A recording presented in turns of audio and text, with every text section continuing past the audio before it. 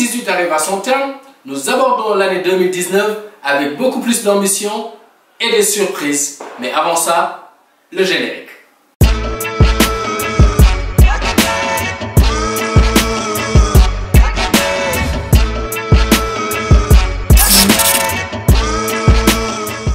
« 2018 a été une année prolifique en sorties high-tech chez toutes les marques. À commencer par Apple, par la sortie de son fameux iPhone XR, XS et XS Max. N'oublions pas aussi qu'ils ont fait une refonte totale du fameux iPad et surtout du MacBook Air, qui depuis 2008 n'a pas eu de changement côté design. En 2019, concernant Samsung, nous n'allons pas essayer de nous attarder sur toute leur gamme car étant très nombreuses. On va surtout faire un petit focus sur sa gamme S, A et Pro, étant les téléphones les plus puissants et qui sont dotés de leur meilleure technologie. Huawei n'est pas en reste car on a vu la série P partant du P10, P10 Lite, P20 et surtout du bolide qui est le Mate 20 Pro.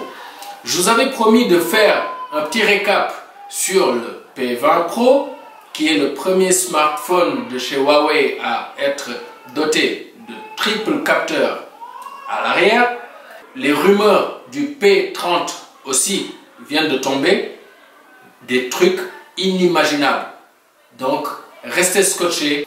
Mais la grande surprise que l'on note cette année, c'est à l'endroit du constructeur OnePlus. C'est la marque que vous voyez avec le rectangle, avec un symbole plus à l'intérieur et un chiffre 1. Ça vous dit pas quelque chose?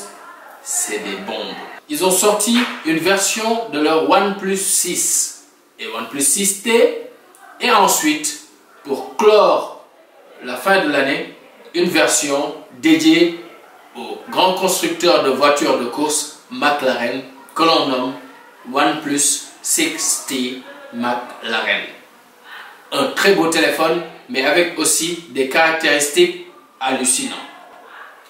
Imaginez 10 Go de RAM. Ce téléphone doit être comparable à un ordinateur. Le design aussi est très travaillé car arborant les couleurs du constructeur automobile. Ils font partie des meilleurs constructeurs de smartphones avec très peu de bordure à l'écran. On peut même dire que j'ai de l'espoir que l'année prochaine, ils vont carrément faire disparaître le petit notch que vous voyez chez Apple, Samsung ou Huawei. Essayons de répéter cela dans le design des smartphones. Leur OnePlus 6T version McLaren aussi dispose des mêmes couleurs et du même design qui suscite l'envie de se l'approprier.